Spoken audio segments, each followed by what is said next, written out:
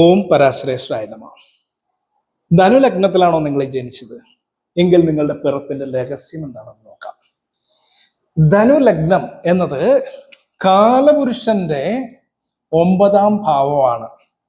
ഇതിന്റെ ഗ്രഹം അധിപതി എന്നത് വ്യാഴമാണ്. എന്നുള്ളത് ഇവിടെ വരും. അങ്ങനെയാണെങ്കിൽ നിങ്ങൾ എപ്പോഴും ആത്മീയമായിട്ടുള്ള കാര്യങ്ങൾക്ക് വേണ്ടിയിട്ട് ജീവിക്കാനായിട്ട് ആഗ്രഹിക്കുന്നവരായിരിക്കും.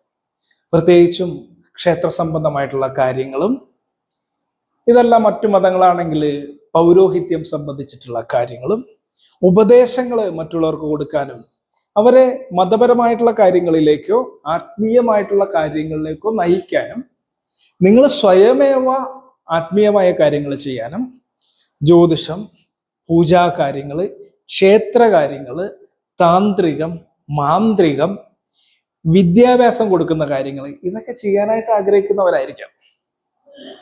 ധനുലഗ്നത്തിൽ പിറന്ന ഒത്തിരി പേര് ടീച്ചിങ് പ്രൊഫഷനിലും ഉള്ളവരുണ്ട്. എന്തെന്നാൽ വ്യാഴം ലഗ്നാധിപനായിട്ട് ഇരിക്കുന്ന സമയം 10ാം ഭാവാധിപൻ ആയിട്ടിരിക്കുന്ന ബുധൻ, ലഗ്നാധിപനായിട്ടുള്ള വ്യാഴം, ഇവ നല്ലവണ്ണം ടീച്ചിങ് ചെയ്യാനുള്ള ഒരു കപ്പാസിറ്റി നിങ്ങൾക്ക് തരുന്നതായിരിക്കും. ടീച്ചിങ് വന്നില്ലെങ്കിലും സെയിൽസ്, മാർക്കറ്റിംഗ്, മാനേജ്മെന്റ്, ഇത്തരത്തിലുള്ള തൊഴിലുകൾ നിങ്ങൾക്ക് വളരെ പക്കയായിട്ട് പറ്റുന്നതായിരിക്കാം.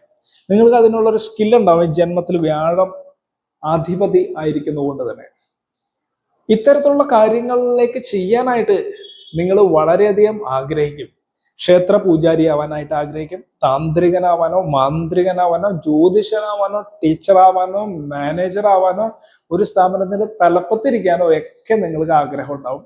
ഇതുമൂലം നിങ്ങൾക്ക് ധാരാളം പണവും പ്രശസ്തിയും വലിയ സമ്പാദ്യങ്ങളും വീടും എല്ലാം കൈവരുന്നതും ആയിരിക്കാം. അത് ഗ്രഹം എവിടെ നിൽക്കുന്നു എന്നുള്ളതും കൂടി കണക്കിലെടുക്കണമെന്ന് മാത്രം.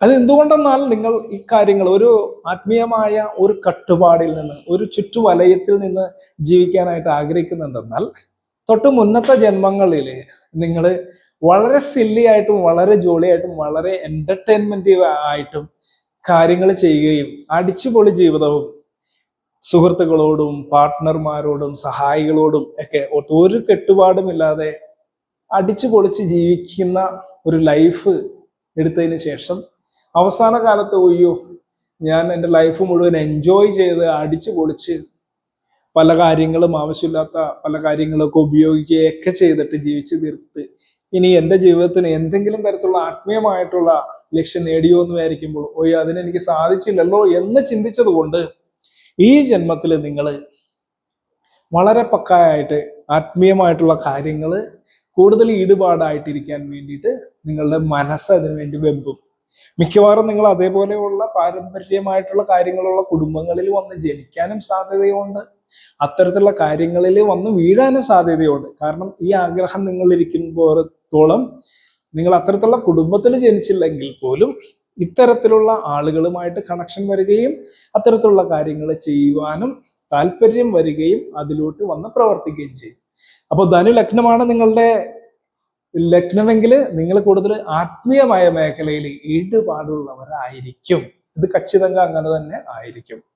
അപ്പോൾ ഇതിന് തൊട്ടുമുമ്പുള്ള ലഗ്നങ്ങളുടെ കാര്യങ്ങൾ മേടം മുതൽ വൃശ്ചികം വരെ ഞാൻ മുന്നത്തെ വീഡിയോകളിലായിട്ട് 8 വീഡിയോകളിലായിട്ട് പറഞ്ഞിട്ടുണ്ട്. ഈ കാര്യങ്ങൾ അറിയണമെങ്കിൽ നിങ്ങൾ മുന്നത്തെ വീഡിയോ വരിസയായിട്ട് 1, 2, 3, 4, 5 എന്ന് കണ്ട് 8 എണ്ണം കണ്ട് തീർക്കുക. ഇനി വരുന്ന 3 ലഗ്നത്തിന്റെ കാര്യങ്ങൾ ഞാൻ അടുത്തുള്ള വീഡിയോകളിൽ പറയുന്നതായിരിക്കും.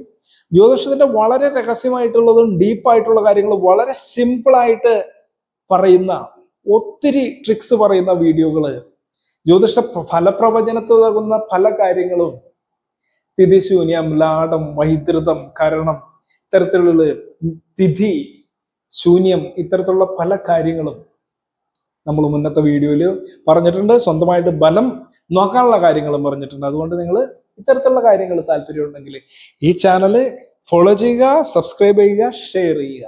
അപ്പൊ ഇന്നേക്ക് ഇത്രേ ഉള്ളൂ. എല്ലാവർക്കും ഒരിക്കൽ കൂടി വണക്കം. ഓം പരാശ്രേഷ്ഠായ നമഃ.